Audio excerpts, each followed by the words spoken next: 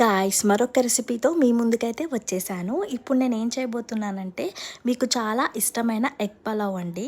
చాలా easy process. నేనైతే దానికి కావాల్సిన ఐటమ్స్ అన్నీ రెడీ చేసి పెట్టుకున్నాను చూడండి. Whole garam masala, boiled eggs, tomato, onion, పచ్చిమిర్చి అండ్ నానబెట్టుకున్న రైస్. ఫస్ట్ అయితే నేను అది డేక్షా పెట్టుకున్న తర్వాత అయితే గీ వేసుకున్నాను గైస్. గీ అయితే చాలా సూపర్గా ఉంటుంది. గీ చాలా వరకు వేసుకోవాలి.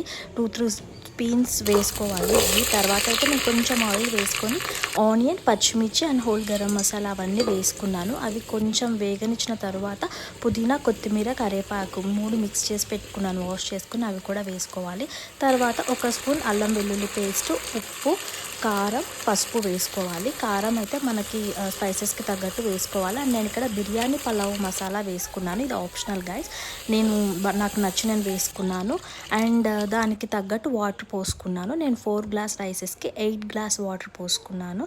తర్వాత అయితే ఇది బాగా మసిలిన తర్వాత రైస్ వేసుకోవాలి. దీన్ని ఇలా కలిపిన తర్వాత అయితే బాయిల్ చేసుకున్న ఎగ్స్ ఉంటాయి కదా గైస్, అవి కూడా వేసుకోవాలి. మామూలుగా అయితే అందరూ ఆయిల్లో చేసి వేస్తారు, నేను అలానే వేస్తాను.